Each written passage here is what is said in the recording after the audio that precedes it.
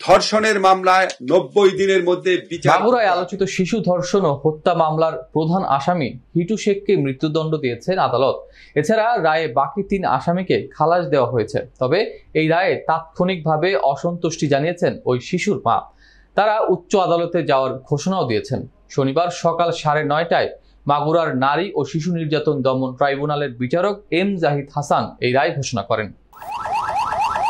খালাস পাওয়া 3 আসামি হলেন শিশুটির বোনের জামাতা সজীব শেখ, সজীবের ভাই রাতুল শেখ ও তাদের মা রোকেয়া বেগম পেয়েছেন খালাস। মানে এখানে আইনের কোনো ব্যত্যয় ঘটে আসামি পক্ষ থেকেও কিন্তু লিগ্যাল এডের মাধ্যমে একজন বিজ্ঞ আইনজীবী ছিলেন, সেদিন জেরা করেছেন এবং আমরা রায়ে যেহেতু 164 আছে 3 জনকে খালাস দিয়েছেন বিজ্ঞ বিচারক, যেটা ভালো মনে করেছেন। এই যে আমাদের কোনো ব্যাপারে কোনো স্বরাষ্ট্র মন্ত্রণালয়ের নিয়োগকৃত বাদীপক্ষের প্রধান আইনজীবী অ্যাডভোকেট এহসানুল হক সমাজি বলেন, আদালতে আমরা প্রসিকিউশন কেসের বর্ণনা ও অভিযোগ অনুযায়ী সকল আসামির বিরুদ্ধে আনীত অভিযোগ প্রমাণ করতে পেরেছি।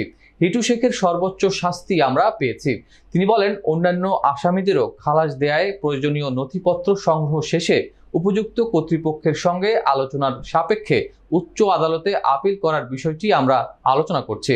আদালত প্রাঙ্গণে মামলার বাদী ওই শিশুর মা আয়েশা আক্তার জানান, রায়ে হিটু শেখের ফাঁসির আদেশ হওয়ায় তিনি খুশি। তবে অন্য 3 আসামির বেকসুর খালাস হওয়া ঠিক হয়নি। তিনি উচ্চতর আদালতে এই মামলার আপিল করার আহ্বান জানান। এর আগে শনিবার সকাল 9:30টায় চিফ জুডিশিয়াল ম্যাজিস্ট্রেট আদালতের হাজতখানা থেকে মাগুরার বিচারিক আদালতে নেওয়া হয়। সেখানে আসামিদের রায় পড়ে শোনানো হয়। এ সময় আসামির তেমন কোনো প্রতিক্রিয়াই দেখা যায়নি।